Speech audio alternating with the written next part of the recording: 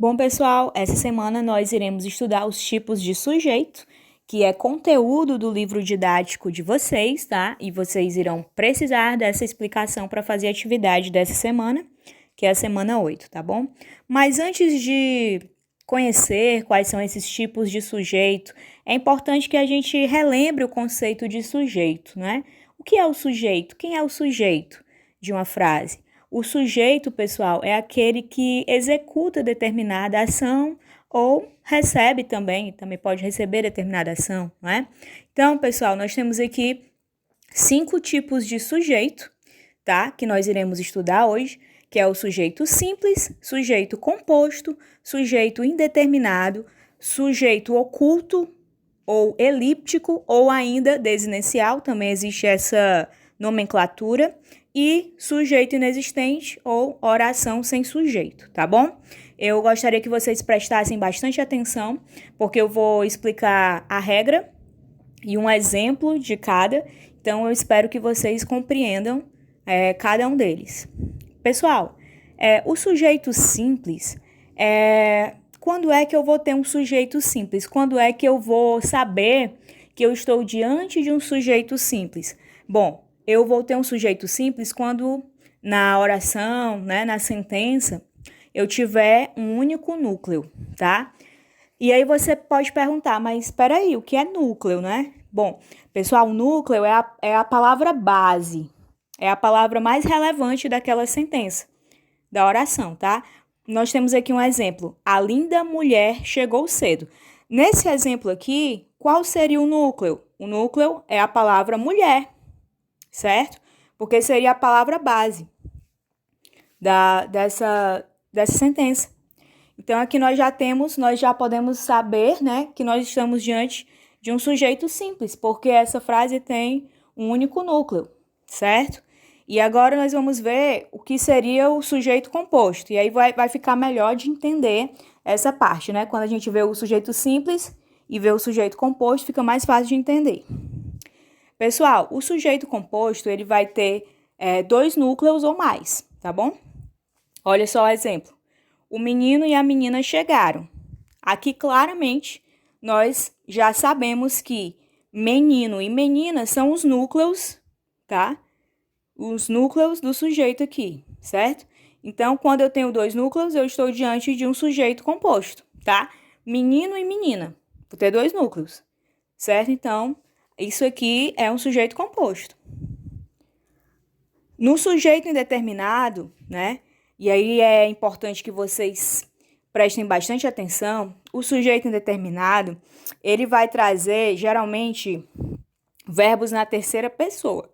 Por que o sujeito vai estar indeterminado? Porque eu não posso ou não quero determinar esse sujeito, né? Há essa opção, né? Quando eu digo, na verdade, quando eu uso o sujeito indeterminado, o pronome eles está lá, mas de maneira implícita, certo? Quando eu digo, aqui como no exemplo, chegaram cedo à festa, quando eu vejo chegaram, eu sei que quem está na frente desse verbo é o eles, né? Mas ele não está determinado na frase, então eu digo que ele está indeterminado, ok? E aí eu não posso ou não quero determinar o sujeito, então eu chamo de sujeito indeterminado. A próxima situação aqui, o próximo tipo de sujeito seria o sujeito oculto, né? Ou elíptico ou desinencial. Geralmente, quando eu tenho esse tipo de sujeito, eu vou ter os pronomes eu, tu, ele, nós ou vós, também de maneira escondida no verbo. Vocês vão entender melhor no exemplo, ó. Por exemplo, chegamos cedo à festa. Quando eu digo chegamos, né, eu vou observar que antes do verbo eu vou ter um pronome. Quando eu digo chegamos, há alguém aqui, só que está de maneira oculta na frase. E aí vai ser o pronome nós, primeira pessoa do plural. Nós chegamos cedo à festa. Da mesma forma, no exemplo, cheguei cedo à festa. Cheguei. Quem está na frente desse verbo? Ora, o pronome também, só que no caso, a primeira pessoa do singular, eu. Eu cheguei cedo à festa. Então, este pronome, que é, no caso, o sujeito, né?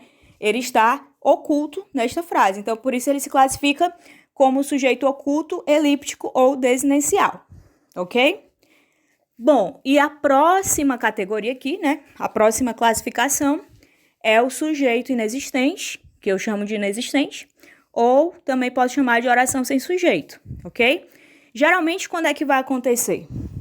Geralmente, quando é que eu vou ter eu vou saber que eu estou diante de um sujeito inexistente ou de uma oração sem sujeito. Pessoal, sempre que eu tiver verbos que expressem fenômenos da natureza, sempre que eu tiver o verbo haver, no sentido de existir, e sempre que eu tiver o verbo fazer, expressando o tempo decorrido, o tempo que já passou, aí eu sei que eu estou diante do sujeito inexistente ou uma oração sem sujeito, ok?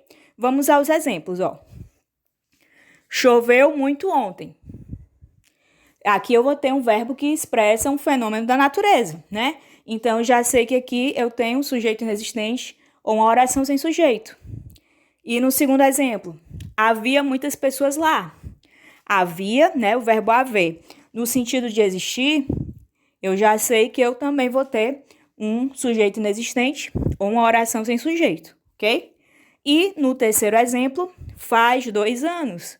Aqui eu vou ter o verbo fazer, expressando o tempo decorrido. Então, nessas 3 situações, o meu sujeito vai ser inexistente ou eu estarei diante de uma oração sem sujeito, né? Porque eu vou ter essas 2 nomenclaturas, tá bom? Então, é isso. Qualquer coisa, qualquer dúvida, chama lá no privado que eu responderei a todas as dúvidas, prometo. Beijo, tchau, tchau.